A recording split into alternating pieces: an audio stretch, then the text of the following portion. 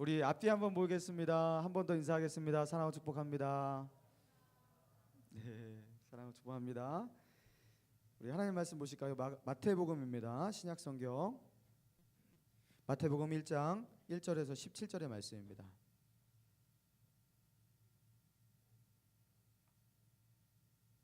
마태복음 1장 1절에서 17절의 말씀입니다.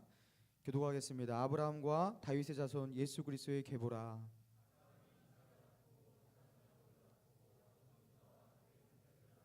유다는 다말에게서 베레스와 세라를 낳고 베레스는 헤스론을 낳고 헤스론은 람을 낳고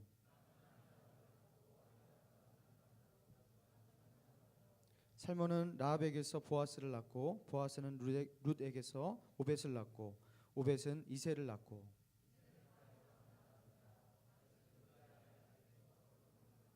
솔로몬은 르호보암을 낳고 르호보암은 아비야를 낳고 아비야는 아사를 낳고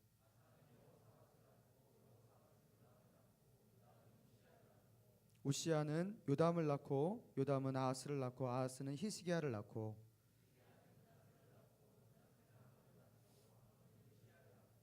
바벨론으로 사로잡혀 갈 때에 요시야는 여고냐와 그의 형제들을 낳으니라.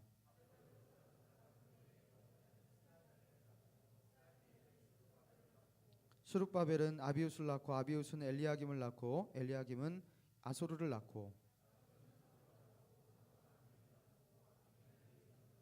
엘리우스는 엘리야사를 낳고 엘리야살은 mat단을 낳고 mat단은 야곱을 낳고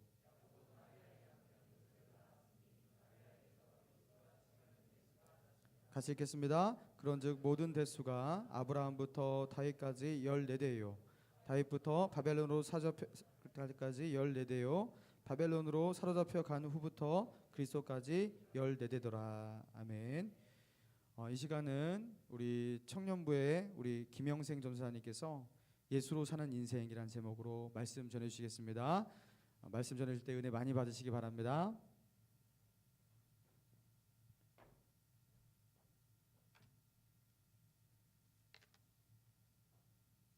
할렐루야. 로스차일드라는 세계적인 가문이 있습니다. 이 가문은 1800년도 이게 초반부터 금융업을 시작으로 해서 엄청난 그 재산을 축적한 가문입니다. 근데 이 가문이 얼마나 재산을 갖고 있냐고 할 때 어떤 사람들은 약 50조 달러 이상을 축적했을 것이다 이렇게 가정을 하고 있습니다. 여러분 50조 달러가 얼마 정도 되는지 상상해 보셨나요? 제가 이거를 우리나라 돈으로 환산하려고 그냥 곱하기 1000을 해봤는데 조 다음에가 생각이 안 나는 거예요. 인터넷 찾아보니까 우리나라 돈으로 5경 원 정도라고 합니다. 5경 원. 사람 이름이 아니고요. 그래서 우리가 전혀 가늠할 수 없는 수치인데 빌 게이츠와 비교를 해봤습니다. 빌 게이츠가 현재 자산의 빌 게이츠가 약 860억 원 달러를 갖고 있다고 하는데 여기에 비교해봤을 때 약 58배가 넘는 금액이라고 합니다. 그런데 이상하게도 이 가문에 대해서 그렇게 대중에게 알려져 있지가 않아요. 또 이 가문이 얼마나 재산을 갖고 있고 어떤 기업이 있는지도 그렇게 공개되어 있지 않습니다. 왜냐하면 이 가문이 철저하게 언론을 통제하고 모든 일들을 비밀리에 처리하고 있기 때문입니다. 그 이유는 아마 로스차일드라는 이 가문을 처음으로 일으킨 이 사람이 남긴 유언 때문에 그런데요. 이런 유언을 남겼습니다. 첫째, 가문 은행의 모든 요직은 가문 내부에서만 맡아야 하고 외부인을 써서는 안 된다. 그리고 가족 가운데 남자만이 상업 활동을 할 수 있다. 둘째, 사촌끼리 결혼함으로써 재산이 외부로 유출되는 것을 막아라.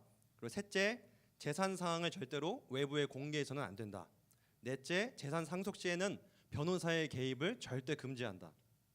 그리고 다섯째, 집안의 모든 장자는 각 집안의 우두머리이며 가족이 만장일치로 동의할 경우에만 차남에게 그 후계자로 할 수 있다. 그리고 이 모든 유서를 어기는 자는 우리 가문에서 퇴출한다. 이런 유서를 남겼다고 합니다. 무슨 말입니까?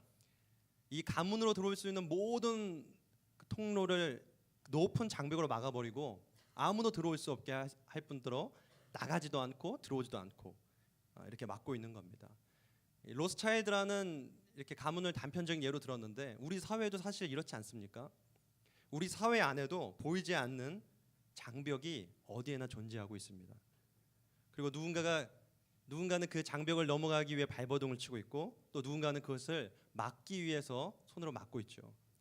그런 것이 세상 아닙니까? 근데 여러분, 기독교는 본질적으로 그런 종교가 아닙니다.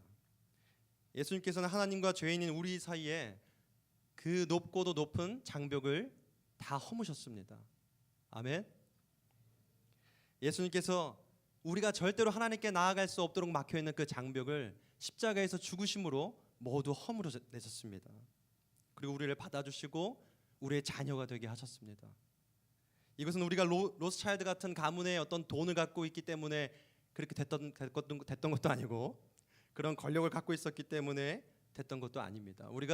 우린 여전히 죄인이었고 구제불능 인간이었지만 하나님께서 우리를 먼저 받아주시고 그럼에도 불구하고 은혜를 주신 하나님의 구원인 줄 믿습니다.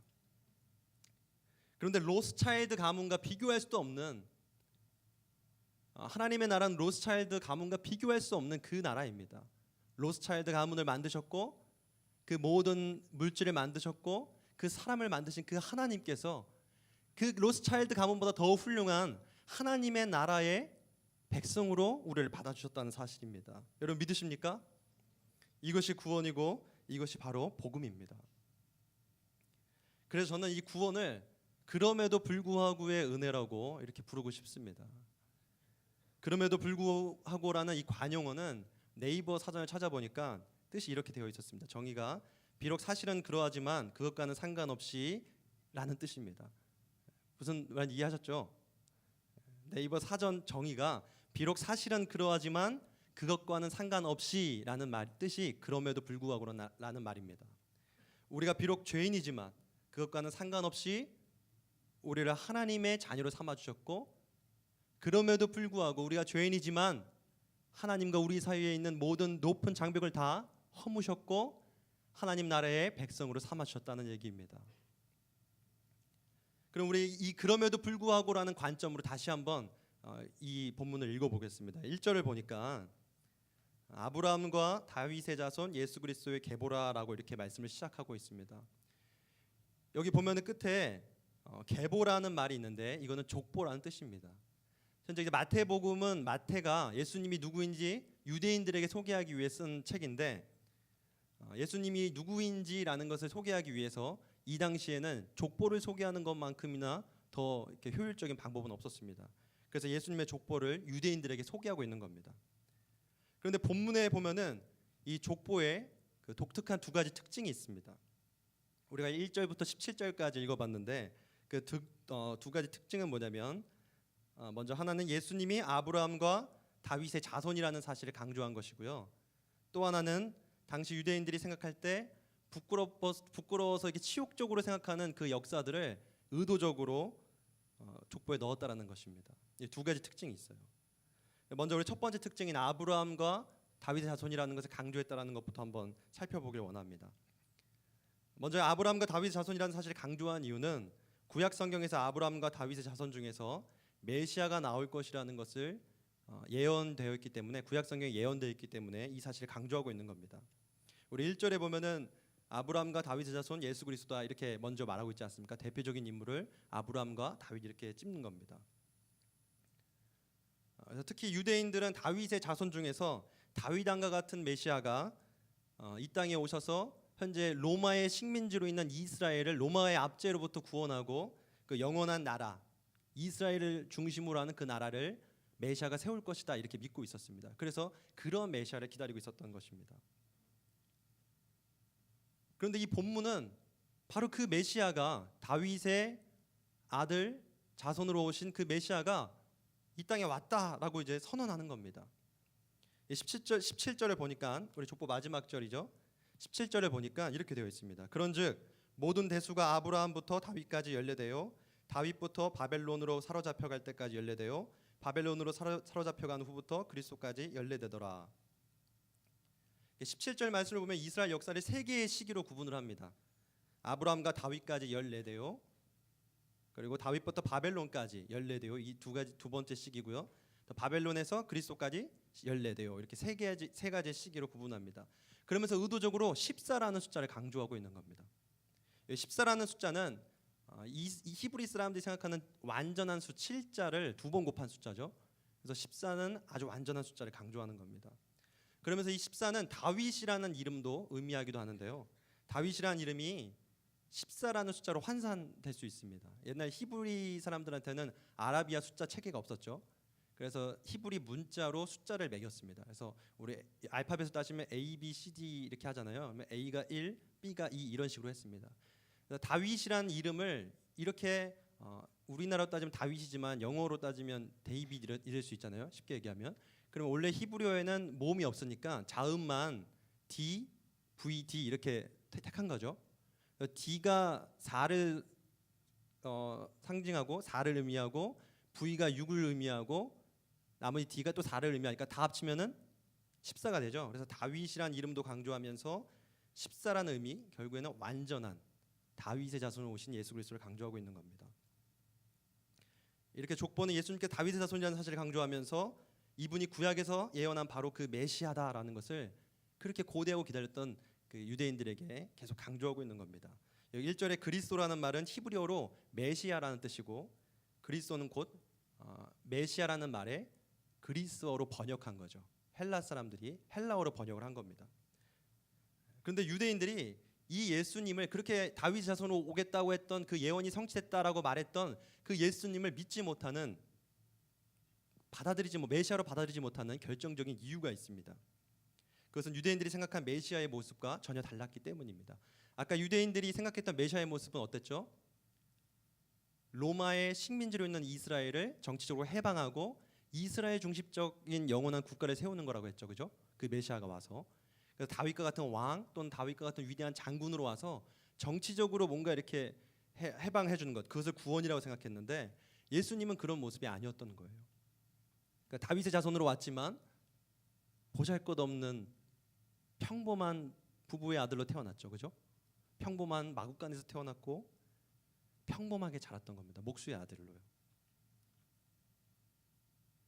그렇기 때문에 그들이 원하는 메시아는 오직 유대인만을 위한 메시아요, 의인들만을 위한 메시아요, 수없이 높은 장벽을 세워놓고 오직 자기들만 위한 그 메시아로 메시아라는 분을 전락시킨 겁니다.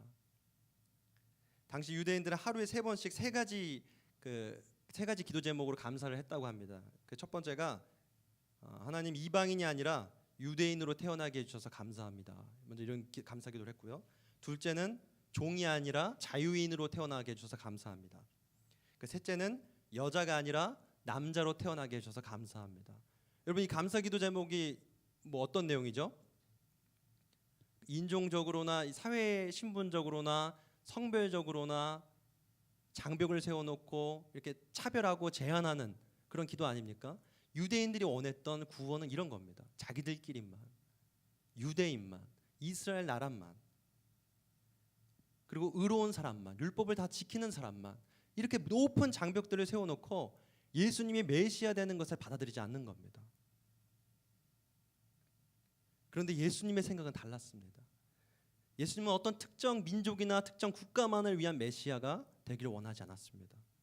예수님은 온 인류의 죄를 해결하고 온 인류를 하나님의 나라의 백성으로 삼는 데 관심이 있었습니다.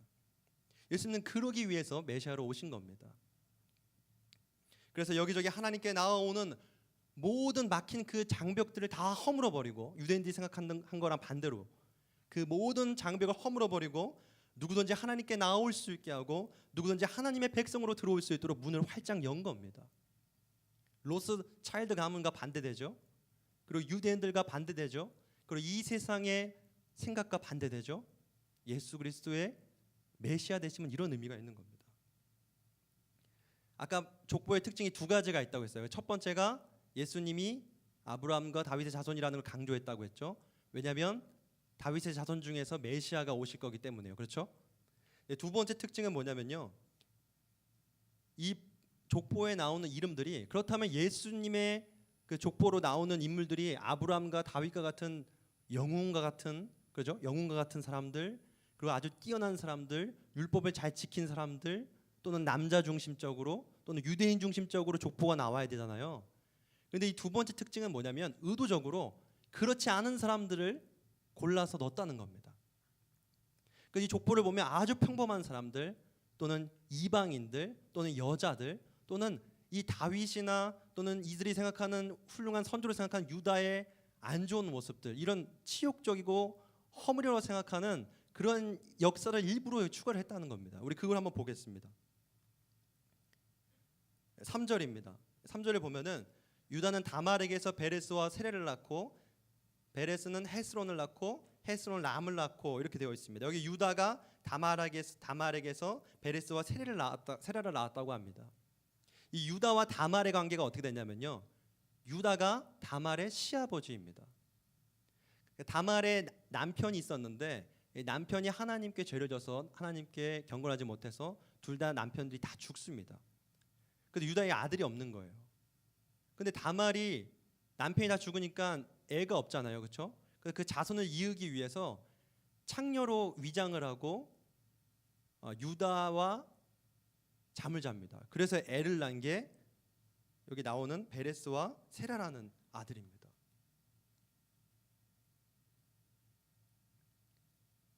그러니까 시아버지와 며느리가 근친상간으로 아들을 낳았다라는 이야기를 여기에 넣은 겁니다. 이 유대인들에게 있어서 얼마나 부끄럽고 치욕적인 역사입니까?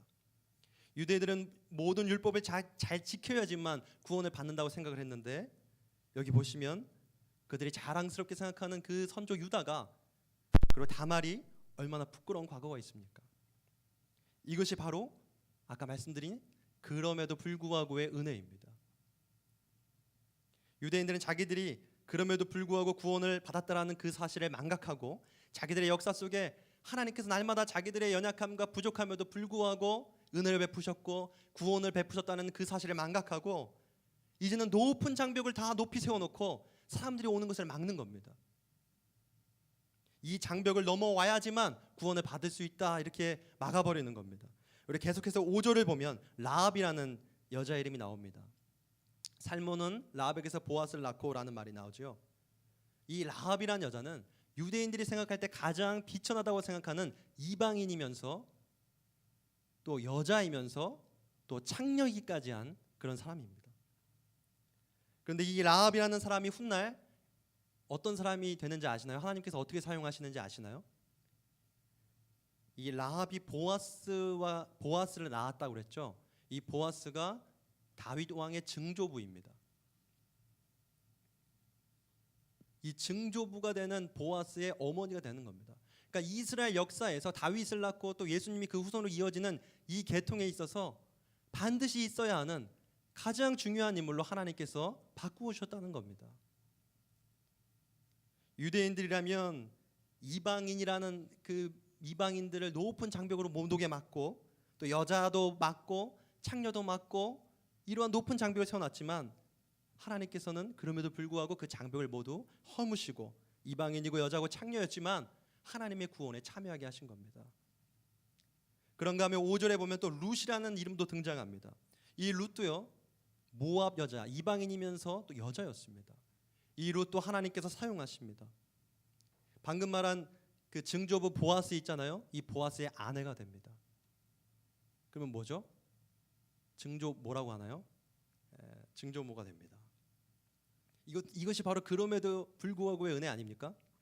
또 6절을 보겠습니다. 6절을 보면은 이젠 사람 이름이 아니라 우리아의 아내라는 이름이 아니라 우리아의 아내 이렇게 등장합니다. 이거 일부러 우리아의 아내가 무엇인지 설명하고 싶은 겁니다. 우리아의 아내가 누구냐면요, 바세바라는 여자예요. 이 바세바라는 여자는 누구냐면 다윗의 아내예요. 근데 우리아는 누구예요? 바세바의 남편이에요. 원래는 바세바는 남편이 있는 사람이었어요. 우리아라는 남편이 있었는데 이 우리아는 어떤 사람이냐면 다윗에게 아주 충성스러운 장군이었어요. 그 전쟁의 최전방에 나와서 싸우고 있는데 이 다윗이 어느 날 바세바가 그 목욕을 하는 것을 다윗이 이렇게 길을 거닐다가 봐요. 그 어떻게 봤는지 모르겠지만 왕궁이 좀 이렇게 높은 위치에 있었잖아요. 그래서 목욕하는 걸 보고 그 성욕을 참지 못해서 바세바를 억지로 동침해요. 그리고 나서 바세바가 임신을 하니까 이 우리아가 걸리잖아요. 그래서 결국에는 우리아를 음모를 꾸며서 살해를 합니다. 다윗이 그렇다는 거예요. 그렇게 유대인들이 다윗 가장 위대한 왕, 가장 완벽한 왕 이렇게 말했던 그 다윗조차도 그럼에도 불구하고 하나님의 은혜를 주셔서 하나님의 구원을 이루는 도구로 사용하셨다라는 겁니다. 이방인이라고 해서 다 하나님 앞에서 비춰나는 것도 아니고, 종이나 여자라고 해서 다 비춰난 것도 아니고, 유대인이라 할지라도, 심지어 다윗이라 할지라도 하나님 앞에 겸손하지 않고 하나님께 악을 행하는 것은 얼마나 비춰낼 수 있는지 역설적으로 보여주는 건 아닙니까? 그리고 로마서 3장 9절부터 13절까지 이 내용을 잘 나타내 줍니다. 로마서 3장 9절부터 13절까지 우리 함께 읽겠습니다. 시작. 그러면 어떠하냐? 우리는 나으냐? 결코 아니라 유대인이나 헬라인이나 다 죄 아래에 있다고 우리가 이미 선언하였느니라. 기록된 바 의인은 없나니 하나도 없으며 깨닫는 자도 없고 하나님을 찾는 자도 없고 다 치우쳐 함께 무익하게 되고 성을 행하는 자도 없나니 하나도 없도다. 아멘. 그러니까 구원이라는 것은 다윗의 자손이라고 다 받는 것도 아니고요, 유대인이라고 다 받는 것도 아니고요, 율법을 다 지킬 수 없을 뿐더러 지켰다 해도 받을 수 있는 것도 아니라는 겁니다. 반대로 구원이라는 것은 로스차일드 가문 같은 돈이 없을지라도, 삼성 가문과 같은 기업이 없을지라도, 유대인처럼 인종적 혈통이 없을지라도, 우리가 사회적으로 볼 때 어떤 그 대기업의 임원의 자녀가 아닐지라도, 우리가 비록 죄인이지만 그럼에도 불구하고 예수 그리스도께서 하나님과 우리 사이에 있는 높은 장벽을 다 허무시고 우리를 받아주실 때 구원이 있을 수 있다는 말입니다. 아멘. 여러분 믿으세요? 로마서 5장 10절도 우리 함께 이어서 읽어보겠습니다. 로마서 5장 10절입니다. 시작. 곧 우리가 원수 되었을 때에 그의 아들의 죽으심으로 말미암아 하나님과 화목되게 되었은즉 화목하게 된 자로서는 더욱 그의 살아나심으로 말미암아 구원을 받을 것이니라. 여기 우리가 원수가 되었다는 것은 우리와 하나님 사이에 원수가 되었다는 겁니다. 그 말은 하나님과 우리 사이에 높은 장벽이 있어서 더 이상 갈 수 없도록 단절이 되었다는 것을 의미합니다. 그런데 그 밑에 보면 그의 아들의 죽으심이라는 말이 있죠. 그의 아들이 예수 그리스도께서 우리를 위해 십자가에 못 박혀 죽으신 그 사건을 얘기합니다. 하나님과 우리 사이에 높은 장벽이 있어서 우리가 갈 수 없지만 예수 그리스도께서 우리를 위해 죽으심으로써 그 장벽을 모두 허무셨다는 겁니다. 여기 하나님과 화목되게 되었은즉, 화목하게 된 자로서는 더욱 그의 살아나심으로 말미암아, 예수 그리스도의 살아나심으로 말미암아 구원을 받을 것이니라. 우리와 하나님과의 사이를 예수 그리스도께서 모든 장벽을 허무시고 우리가 하나님의 자녀가 될 수 있도록 예수님께서 우리를 연결시켜 주셨다는 것입니다. 그런데 문제는 우리가 그렇게 그럼에도 불구하고의 은혜를 받았음에도 불구하고, 그래서 우리가 그 은혜로 구원을 받았음에도 불구하고 우리의 삶은 전혀 그 은혜로 살지 않는다는 겁니다. 여러분, 어느 사회를 가나, 심지어 어느 교회를 가나 보이지 않는 장벽이 존재합니다. 요즘에 미국에 이슈가 되고 있는 문제가 있죠. 퍼거슨 사태라고 아시나요? 퍼거슨 사태라고 얘기 들어보셨나요? 인터넷 막 뜨죠. 미국의 어떤 백인 경관이 흑인 청년을 무장비한 흑인 청년을 사살한 사건으로 빚어진 사태입니다. 그래서 미국 내에서 이제 흑인들이 일어나면서 인종차별이라고 이렇게 지금 운동을 하고 있죠. 퍼거슨 사태는 미국 사회에서도 여전히 인종차별의 그 심각한 문제가 남아있다는 걸 얘기합니다. 이 사건으로 북한도 미국을 이제 비판하기 시작했어요. 너희가 우리 보고 뭐 얘기하더니 너희나 조심해, 잘해, 뭐 이렇게 공식적으로 유엔에서 얘기했다고 합니다.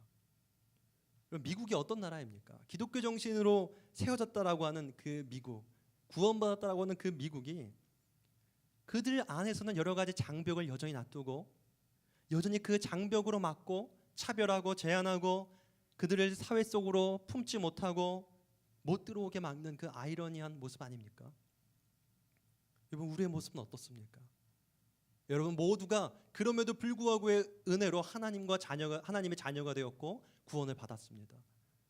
근데 우리가 그 은혜로 살고 있습니까? 여러분들 사이에, 여러분들의 가족에, 여러분들 학교에, 직장에 보이지 않는 장벽이 사라졌습니까? 신앙은 혼자 잘 믿고 혼자 열심히 기도하고 혼자 열심히 성경 읽는다고 성장하는 것이 결코 아닙니다. 이단들도요 기도합니다. 이단들도요 성경 읽습니다. 교회를 아무리 많이 다녀도 이 장벽의 문제가 해결되지 않는다면 여러분 성장은 없습니다. 교회 중직자의 자녀라 할지라도 이 은혜로 살지 않는 자는, 이 은혜를 끼치고 살지 않는 자는 은혜의 삶이 불가능합니다.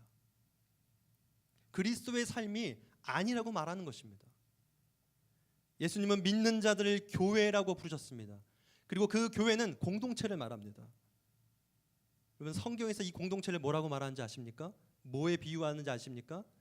예수님의 몸이요 하나님의 가족이라고 비유합니다. 그런데 이 몸 안에서 장벽이 존재하고 단절이 존재한다고 생각해 보세요. 손이 아픈데 발이 느끼지 못해요. 눈이 아픈데 입이 느끼지 못해요. 이게 뭡니까? 이거는 건강하지도 않을 뿐더러 이건 너무나 심각한 문제가 있는 겁니다. 여러분 가족에 한 명이 마음이 많이 아파서 죽을 생각을 하고 있는데 나는 이 형제의 아픔을 몰라요. 이게 가족입니까? 그리스도인들은 구원받은 것으로 끝나는 것이 아니라 이제 그 구원받은 시점부터 하나님의 가족으로 그리스도의 몸으로 살게끔 하나님께서 그 은혜를 주신 겁니다. 그 은혜로 살라고 하신 겁니다. 그러므로 우리 사이에 있는 장벽을 모두 허물라고 사명으로 주신 겁니다. 여러분들 사이에 보이지 않는 장벽이 있습니까? 그것이 무엇입니까? 우리가 그 은혜를 받은 사람으로서 그 은혜를 생각할 때마다 우리 사이에 존재하는 그 장벽을 모두 허무는 것, 우리의 그 장벽을 허물기 위해 십자가에 못 박혀 죽으시고 나를 구원하신 그 예수 그리스도를 생각하고 그분께 집중하는 것, 그것이 예수로 사는 인생입니다. 우리가 그 은혜를 받았으니 우리도 그렇게 살아야 하는 것이 마땅한 것입니다. 그런데 구원받은 시점부터 내가 어떻게 구원받았는지는 다 잊어버리고 세상에 세워져 있는 장벽은 다 이 안으로 끌고 들어와서 다시 하나님과 자기 사이에 장벽을 다시 쌓고 공동체 사이에 다시 장벽을 쌓고 있는 것이 우리의 모습이 아닙니까? 이 시간 그 모든 보이지 않는 장벽이 무너질 줄 믿습니다. 우리 가정 속에 부모님과 우리의 사이를 막고 있는 장벽이 무너질 줄 믿습니다. 우리와 형제와 자매들 사이에 모든 장벽이 무너질 줄 믿습니다. 우리 직장과 학교의 친구들 사이에 있는 보이지 않는 장벽이 무너질 줄 믿습니다. 이것이 여러분들로부터 시작될 장벽 허물기의 시작입니다. 여러분들에게 주어진 은혜이고 여러분들에게 주어진 능력입니다. 그러면 우리가 어떻게 그럼에도 불구하고의 은혜의 삶을 살고 어떻게 예수로 사는 인생을 살 수 있는가, 어떻게 우리들 사이에 있는 보이지 않는 장벽을 허물 수 있는가 할 때 여러분들에게 두 가지 제안을 하려고 합니다. 저는 이 공동체 내에서 그 장벽이 허물어지기 시작하면, 여러분들이 그 삶을 살기 시작하면 그 파급력이 여러분들의 삶으로 다 전개가 돼서 여기서 시작된 그 장벽 허물기가 사회 가운데 나타날 줄 믿습니다. 그것이 그리스도인의 빛과 소금의 사명 아닙니까? 자, 이 두 가지 제안하겠습니다. 첫 번째입니다. 따라해 보시기 바랍니다. 서로 이름을 물어보고 인사하자. 저 물 좀 먹겠습니다. 제가 설교 실습할 때 앞에서 설교하시는 전도사님들이 이렇게 침이 막 마르는 모습을 보고 저렇게 마른가 했는데 제가 이게 말라요. 그냥 한 소리고요. 다시 한번 서로 이름을 물어보고 인사하자. 한번 지금 한번 해볼까요? 옆에 있는 분한테 이름이 뭐예요? 다 알죠. 모르는 사람 있으면 한번 물어보세요. 없나요? 이게 문제예요. 모르는 사람이 없죠. 모르는 사람하고 안 앉는 거예요. 모르는 사람 있으면 이름 한번 물어보세요. 아무도 2명, 3명 하죠. 모르는 사람이 없기 때문에 이게 고질적인 문제입니다. 제가 이 신일교회 온 지 이제 1년이 다 되고 가는데요. 1월에 와서 여기 150명 출석하는 청년들의 이름을 다 외우기까지 6개월이 걸려도 다 못 외웠습니다. 지금은 다 외웠죠. 그래서 제가 그래도 전도사니까 만나는 사람마다 이름이 뭐예요? 이렇게 좀 이거 그 노래 따라한 건데 이름이 뭐예요? 계속 물어봐요. 어떤 분 상처 받아요. 또 물어봤다고. 제가 이제 한솔자매랑 한우자매랑 헷갈려요. 그래갖고 한솔자매한테 한우자매님 안녕하세요 이러고 한우자매한테 한솔자매님 안녕하세요 이렇게 인사하는 거예요. 두 분이 너무 똑같이 생겼어요. 너무 헷갈리는 거예요. 이제는 구분이 되는데 이런 실수가 계속 시행착오가 되고 6개월 만에 이제 어느 정도 이름을 외운 겁니다. 제가 입장을 바꿔 생각해 보니까요. 여러분들은요. 그럴 기회가 없어요. 그렇죠? 지금 여러분들 누구한테 가갖고 이름이 뭐예요? 그러면 작업 걸지 마 임마 이런 마음이 딱 있죠. 이 뭐야 이상한 사람 아니야? 여러분 이 장벽 허물어져야 됩니다. 우리 가족입니다. 이름 모르는 게 이상한 거죠, 그죠? 물어봐야 됩니다. 여기 교회에서 가장 오래 다녔던 우리 청년분들이 있어요. 이 교회가 세워질 때부터 다닌 분들이 있죠. 그분들이 이렇게 얼굴 누구 이렇게 지나가는 모습 보면 이래요. 누구지? 누구지? 이게 막 늘어나고 있어요. 누구지? 한번 여러분 저 멀리 한번 봐보세요. 누구지? 그죠?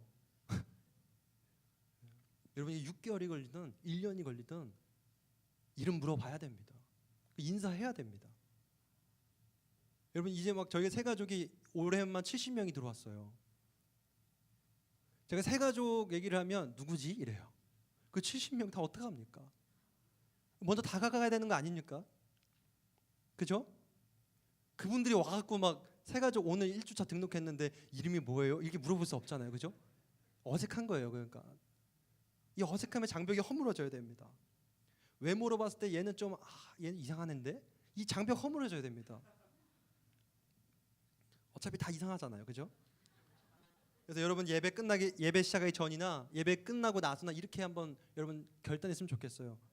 예배 끝나고 나면 모르는 사람 한 명만 이름 물어보세요. 그리고 인사하세요. 하나님의 나라의 역사가 여기서부터 시작되는 겁니다. 기도 2시간 할 거예요? 안 할 거죠? 이름 물어볼 때 역사 나타납니다. 저는 이걸 믿습니다. 두 번째 제안입니다. 이것도 한번 따라해 보겠습니다. 안 친했던 사람 잡아서 밥 먹자고 하기. 어렵죠? 이거 하기 싫은 거죠, 그죠? 자, 시작. 안 친했던 사람 잡아서 밥 먹자고 하기. 이게 원래는 이랬어요. 안 친했던 사람 한 명 잡아서 밥 사주기. 안 사줄 것 같아서 이게 막 사주는 게 부담될 것 같아서 그냥 같이 밥 먹자고 하기. 말이라도.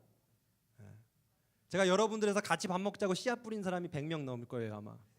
실제 먹은 사람 그 정도 안 되지만 막 먹자 그러니까 2개월 때도 막 부담스러워하세요. 제가 회사가 그 야근 막 토요일 일요일 다 야근 막 이렇게 제가 우리나라 회사는 다 야근이 많구나 이 생각을 했는데 막 이분 페이스북에 올라오는 거 보니까 제가 페이스북과 카카오 스토리 다 이렇게 확인합니다. 근데 부담돼서 제가 이해합니다. 부담돼서 그렇죠. 이거 다 허무셔야 됩니다. 같이 밥 먹어야 됩니다. 여러분 친한 사람만 밥 먹죠, 그죠? 친한 사람 밥 먹기도 피곤하죠. 안 친한 사람 밥 먹으면요, 여러분 삶의 변화가 일어납니다. 영적인 성장이 일어납니다. 아멘. 혼자 밥 먹지 말라라는 책이 있습니다. 이 책에서 저자가 인간관계라는 것은 근육과 같아서 자꾸 하면 할수록 근육이 자란다고 합니다. 마찬가지로 교회 안에서 교제하는 것도 밥 먹으면 먹을수록 서로 더 알아가고 밥 먹으면 먹을수록 더 이렇게 친해지는 겁니다. 자꾸 같이 밥을 먹고 함께 삶을 나누고 서로를 이해하고 용납하고 함께 아파해주고 그때 근육이 성장하는 것처럼 우리의 영적인 신앙이 성장하는 겁니다. 그 안에서 밥 먹는 그 사람 안에서 하나님이 보이는 겁니다. 하나님의 사랑이 내게 느껴지는 겁니다. 제가 신방을 금요일, 토요일, 주일 이렇게 막 해요. 그러면은 청년분들이 힘들지 않냐 이렇게 물어봐요. 근데 전혀 저는 다르거든요. 저는 이렇게 같이 밥을 먹으면요 은혜를 받아요. 되게 어떤 분하고 밥을 먹으면 얘기를 듣잖아요. 그럼 이분이 막 자기의 삶에 대해서 얘기를 해줘요. 그럼 제가 은혜가 돼요. 집에 가면서 되게 막 도전돼요. 그리고 저도 막 얘기할 거 아니에요. 이 답변하잖아요. 제가 생각해도 멋있는 말들이 막 나와요. 평소에 생각했던 것도 아닌데 내가 마치 이거를 막 철학적으로 이해하고 있는 것 마냥 멋있는 말도 막 줄줄줄 나오면서 차 타고 집에 가면서 이야 이거 적어놔야겠다. 이거 설교 때 써먹어야겠다. 뭐 이 생각이 막 나요. 여러분 이렇게 만나고 밥 먹을 때 그리스도 안에서 교제할 때요 그 내용이 그 안에 하나님이 함께하지 않겠습니까? 함께 하십니다. 하나님은요, 로또를 통해서 여러분들에게 그 은혜를 주시는 게 아니고요, 그 만남을 통해서 은혜 주시는 거예요. 여기서 기도하고 성경을 읽은 그것이 거기서 실천되는 거예요. 믿습니까? 은혜 주실 줄 믿습니다. 밥 먹는 게 그냥 밥만 먹어서 육체를 뿌리는 게 아닙니다. 밥 먹으면서 우리의 영적인 변화가 일어날 줄 믿습니다. 우리의 인생의 문제가 해결될 줄 믿습니다. 우리는 몸이잖아요. 여러분들 싫든 좋든 손가락이 됐던 발가락이 됐던 하나의 지체를 구성하고 있는 겁니다. 손가락이 잘 되면요, 발가락은 잘 돼요. 다 연결돼 있잖아요. 그죠? 배가 잘 되면 다리도 잘 되겠죠? 연결돼 있으니까요. 여러분들 대화를 할 때에 이 사람의 문제가 해결되는 것이 내 문제가 해결되고 내가 잘 살고 내가 살고자 하는 겁니다. 내가 은혜 받는 겁니다. 그것이 내가 신앙 성장하는 것에 있어서 지름길입니다. 아멘. 같이 밥 먹고 교제하는 것, 이것이 나의 신앙 성장을 위한 결정적인 방법임을 믿으시기 바랍니다. 두 번째 제안이 뭐라고 했죠? 그 옆에 한번 남발해 보세요. 자, 옆에 있는 분한테 안 친해 보이는 밥 한번 먹자. 밥 한번 먹자. 자, 좋습니다. 자, 안 친한 사람이 너무 많은가 봐요. 너무 이렇게 많은 사람들한테 말하는 사람은 다 먹어야 합니다. 여러분, 그 최근에 어떤 그 인터넷 기사를 보니까요, 최근에 자연적으로 죽는 거 말고 사람이 어떻게 죽나라는 통계가 있어요. 자연적으로 죽는 거, 늙어서 죽는 거 말고요. 그 1위가 뭐냐면 암이죠, 그죠? 잘 알죠? 2위와 3위가 남녀가 서로 다른데 심장 질환과 뇌혈관 질환이라고 합니다. 그리고 4위가 자살이었습니다. 그런데 이거를 10대, 20대, 30대라는 그 범위로 이렇게 좁혀서 10대, 20대, 30대, 40대는 왜 죽나? 라고 봤을 때 1위가 뭔지 아십니까? 1위가 자살입니다. 여러분, 청년들이요, 자연적으로 죽는 거 말고 죽을 일이 뭐가 있습니까? 자살 때문에 죽는다고 합니다. 2010년 5월에 충격적인 일이 있었죠. 강원도에서 청년 8명이 집단 자살을 했습니다. 유서에 이렇게 써 있다고 합니다. 취업난에 힘들고 외로웠다. 여러분, 여전히 우리 앞에 그 장벽이 있습니까? 자살을 왜 생각합니까? 이 세상의 높은 그 장벽, 나를 막는, 이 사회로 나아가고자 하는 나를 막는 그 장벽이 있다고 생각하고 있기 때문이 아닙니까? 가족과의 언어가 단절되는 그 장벽이 있기 때문에, 친구와 대화가 단절된 그 장벽이 있기 때문에 자살하는 거 아닙니까? 여러분들에게 있어서 어떻습니까? 그 앞에 서서 비관하고 외롭고 혹시 두려워하고 있지 않습니까? 여러분, 그런데요, 그리스도인 청년은 그 장벽 앞에 사는 사람들이 아닙니다. 예수의 이름으로 그 장벽을 허무는 사람들입니다. 아멘. 그리스도인 청년은 예수로 사는 사람들입니다. 예수님께서 그 모든 장벽을 허무셨습니다. 우리가 그 은혜 위에 살아갑니다. 근데 그 일은 여기서부터 시작되어야 됩니다. 그 일은 여러분들의 삶에서부터, 이 공동체에서부터 시작되어야 됩니다. 우리들 사이에 외로운 사람이 있어서는 안 됩니다. 현실의 장벽 앞에 죽음을 고려하고 있는 그 사람에게 여러분 다가가셔야 합니다. 외로워하고 아파하고 하는 그 사람에게 다가가야 합니다. 함께 아파하고 함께 나누어야 합니다. 사람 살리는 공동체가 되어야 되지 않습니까? 사람 살리는 사람이 되어야 되지 않겠습니까? 제가 강대선 목사님을 존경하는 이유 중에 목사님 여기 계셔서 있는 게 아니라 이유 중에 하나가, 목사님이 일주일 내내 청년들을 만나서 같이 이렇게 식사를 하세요. 바쁘신데도 그 삶을 막 나누시고 진짜 이 교육자실에 와서 아파하세요. 강대선 목사님 눈꼬리 이렇게 내려가시는 그 이게 있잖아요, 그죠? 그 감성에 찬 그 눈빛으로 너무 아파요. 전도사님 어떡할까요? 이렇게 말씀하세요. 사역 때문에 만나는 것이 아니라 이 진심으로 만나는 게 느껴지니까 제가 존경스러운 거예요. 진심으로 여러분 고민하고 기도합니다. 우리가 이렇게 만나서 함께 기도를 하고 있습니다. 그런데 여러분, 이 일이요, 청년 150명을 만나기에 우리 둘이 할 수가 있는 일이 아니에요. 여러분, 하나님께서 여러분을 구원하신 그 은혜가요, 교육자들만 그렇게 하라고 하나님께서 그 은혜 우리한테만 주신 게 아니에요. 여러분 모두에게 그 은혜가 주어졌고 여러분 모두가 그 은혜로 살아야 합니다. 우리 둘이 하기엔 너무나도 벅찬 일이에요. 불가능한 일이에요.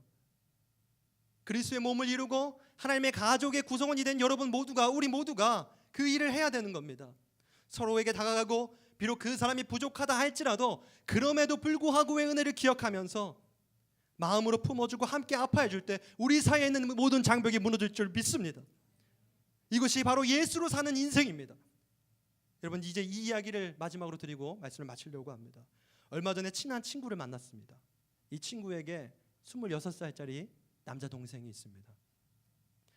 이 두 형제는 부모님 없이 이렇게 살아가고 있는데 중학교 때 어머니가 그 생활 경제적인 어려움을 비관하시고 독극물을 먹고 자살하셨습니다.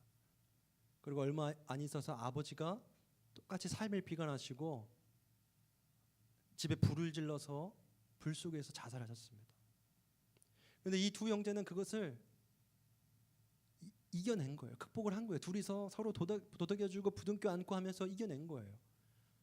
그리고 나이가 들고 이제 서로 직장이 다르니까 서로 다른 곳에 이렇게 살고 있다가 동생이 이제 어느 사랑하는 자매가 있어서 동거를 하면서 이렇게 살림 차리고 살고 있었어요. 그리스도인이 아니거든요. 그래서 이 동생도 이렇게 뭔가 부모님 안 계시니까 악착같이 살았나 봐요. 그래서 일찍 사회생활을 시작하고 성실하게 일해서 돈을 벌고 차도 사고 이렇게 집도 전세로 얻어서 살고 있었는데 이 사랑하는 자매가 그만 돈을 몇 천만 원 떼먹고 도망간 거예요. 이 형제가 일도 그만두고 너무 비참하고 초라하고 너무 외롭고 두렵고, 그래서 이 돈을 어떻게 해요? 아깝잖아요, 그죠? 아까운 게 아니라 허탈하고 외로워서 운동화 끈으로 자살을 시도했다고 합니다. 첫 번째 자살. 그리고 형한테 이제 카톡으로 미안해 형 이렇게 카톡을 보내놓고 자살 시도하는데 처음에 이제 두렵더랍니다. 무서워서 운동화 끈을 느슨하게 했나 봐요. 그리고 뚝 떨어졌어요.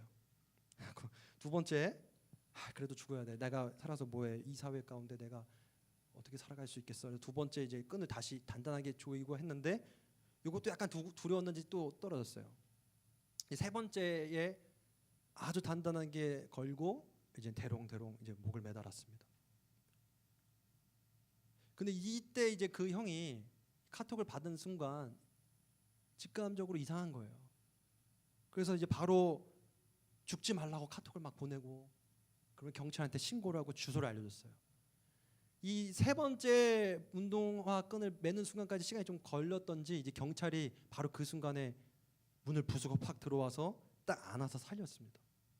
근데 이제 의식이 없으니까 아주대병원에서 입원해서 이제 서서히 회복을 하고 이제 이 동생이 이제 정신이 돌아오고 그 형이 나를 살렸다라는 걸 깨닫고 나서 이렇게 말했다고 합니다. 형한테 이제 의식이 좀 막 가물가물하죠. 형한테 이렇게 했대요. 형 때문에 죽으면 안 되겠어. 형 때문에 살아야겠어. 여러분, 우리가 이런 가족이 되어야 되지 않겠습니까? 서로 살리는 사람 되어야 되지 않겠습니까? 내가 형 때문에 죽으면 안 되겠다. 내가 누나 때문에 죽으면 안 되겠다. 내가 언니 때문에 죽으면 안 되겠다. 내가 너 때문에 꼭 살아야겠다라고 서로 이렇게 나누는 공동체가 되어야 되지 않겠습니까? 비록 우리가 죄인이 되어서 마땅히 죽어야만 그러한 죄인이었지만 그럼에도 불구하고 예수님께서 우리를 살려보시겠다고 십자가에서 죽으셨던 그 은혜를 이제는 옆에 있는 분에게 나눠주시길 바랍니다. 이제 우리도 예수님처럼 살리는 사람 되기를 바랍니다. 우리 함께 찬양했으면 좋겠습니다. 찬양팀 나오셨어요? 주님이 우리와 하나님 사이에 모든 막힌 담을 허무셨고 이제 하나님 사이에 여러분들 사이에 막힌 담이 없습니다. 언제든지 하나님께 기도하고 싶으면 기도하면 돼요. 그렇죠? 하나님께 나아가고 싶을 때 나아가면 돼요. 이 시간 그 시간입니다. 하나님 앞에 나아갑시다. 그리고 오늘 받은 이 은혜를 예배가 끝나는 순간부터 이름이 뭐냐 물어보고 밥 먹자고 한번 물어보고 얘가 아파하고 있진 않은지, 혹시 취업에 자기소개서 쓰면서 자기를 비관하면서 그렇게 살고 있지 않은지, 혹시나 나도 죽고 싶다는 생각으로 지금 운동화 끈을 묶고 공중에 매달까 말까 고민하고 있지 않은지 예민하게 그 사람의 얘기를 한번 들어주고 우리 그런 공동체가 한번 되면 어떻겠습니까? 사람 살려야 되지 않겠습니까? 2010년도 8명의 청년들이 집단 자살할 때 그리스도인들은 무엇을 했습니까? 이 사회에 여전히 청년들을 가로막고 수능으로 막고 대기업에서 계급을 이 사람을 급수로 매기고 있을 때 여러분들 우리는 무엇을 하고 있습니까? 우리 안에서 허물어진 그 장벽이 사회에서 허물어질 줄 믿습니다. 우리 찬양 함께 하겠습니다. 주는 평화.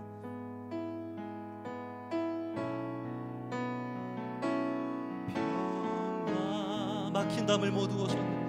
막힌 담을 모두 어셨네. 주는 평화. 주는 평화. 우리의 평화. 우리의 평화.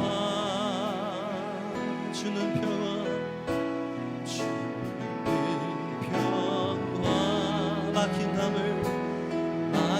담을 모두 어셔.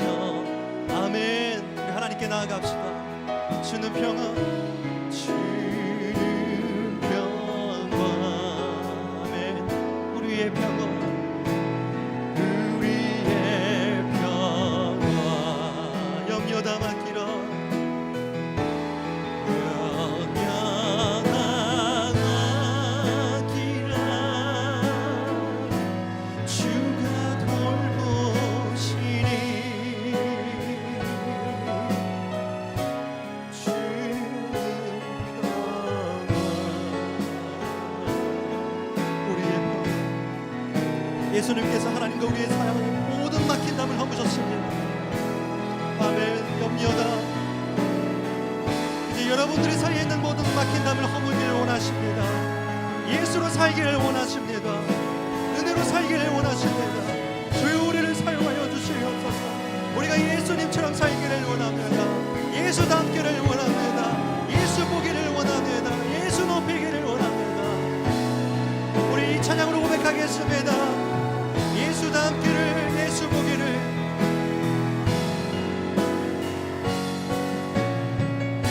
예수 닮기를, 예수 보기를. 예수만 높이기 내가 원하네. 내 평생 예수 닮기를, 예수만 닮기를. 아멘. 내가 원하네. 다시 한번 고백하겠습니다. 예수 닮기를, 예수 보기를.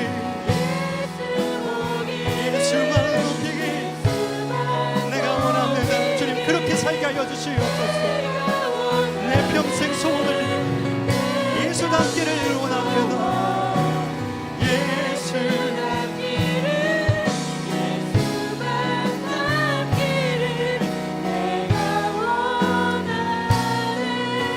주님 이 시간 주님께서 주신 그 은혜로 살기를 원합니다. 먼저 우리 사이에 있는 장벽을 허물기를 원합니다. 내 안에서 시작된 모든 편견과 선입견을 먼저 버리기를 원합니다. 우리 가족 사이에서 부모님과 우리 사이에 막힌 담을 허물기를 원합니다. 친구 사이의 담을 허물기를 원합니다. 우리 공동체 내에 보이지 않는 숨은 장벽을 허물기를 원합니다. 이 사회 가운데 있는 장벽을 내가 그리스도인으로서 나아가 허물기를 원합니다. 주여 그 은혜로 살게 하여 주옵소서. 우리 주여 크게 외치고 기도하겠습니다. 주여 하나님 아버지여 은혜로 살아가게 하여 주옵소서. 예수로 사는 인생 되게 하여 주시옵소서. 그럼에도 불구하고 이 은혜를 삶으로 살아내기를 원합니다.